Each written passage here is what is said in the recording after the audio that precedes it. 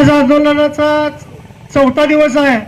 चौथा दिवस असून सुद्धा नुसते अधिकारी येऊन भेट देऊन जात आहेत. प्रथम मी अधिकाऱ्यांचा मागासवर्गीयांच्या वतीनं जाहीर निषेध करतो आणि या अधिकाऱ्यांना एक इशारा देतो की या 2 दिवसामध्ये रस्ता खुला नाही झाला तर दिगंजी ग्रामपंचायतीला टाळे ठोक आंदोलन आणि मेन कराड पंढरपूर हवेवर रस्ता रोको आंदोलन आम्ही करणार आहे असा या अधिकाऱ्यांना इशारा देतो. आणि दुसरी गोष्ट, या 2 दिवसामध्ये न झाल्यास काय याला जोखमदार तोडफोड झाली रस्त्यावरील रस्ता रोको करताना याला प्रशासन जबाबदार राहील एवढंच बोलतो. डॉक्टर बाबासाहेब आंबेडकरांचा, लोकशाही अण्णाभाऊ साठेंचा, छत्रपती शिवाजी महाराजांचा, महात्मा ज्योतिबा फुलेंचा, लहुजी वस्ताद साहेबांचा, विदा आळवांचा, नरवीर उमाजी नायकांचा. आणि या मस्तवान अधिकाऱ्यांचं करायचं काय? अरे या मस्तवान अधिकाऱ्यांचं करायचं काय?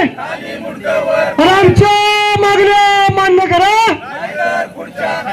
आमच्या मागण्या मान्य करा. अरे कोण म्हणतोय करत नाही? अरे कोण म्हणतोय करत नाही?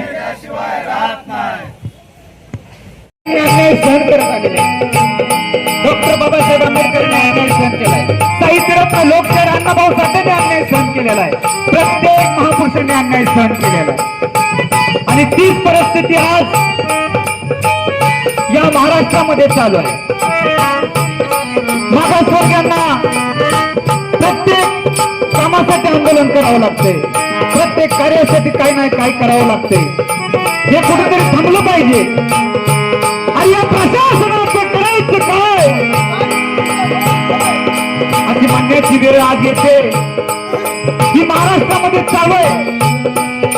तर माझी कळकळीची विनंती या प्रशासनाला आहे, आम्हाला आमचा अधिकार आमचा न्याय आम्हाला मिळाला पाहिजे. यासाठी आज आम्ही या ठिकाणी धरणे आंदोलन करत आहोत. प्रत्येक मागासवर्गाला हा अन्याय सहन करायचा आज प्रेरणा डॉक्टर बाबासाहेब आंबेडकर आणि साहित्यरत्न लोकशाहीर अण्णाभाऊ साठे.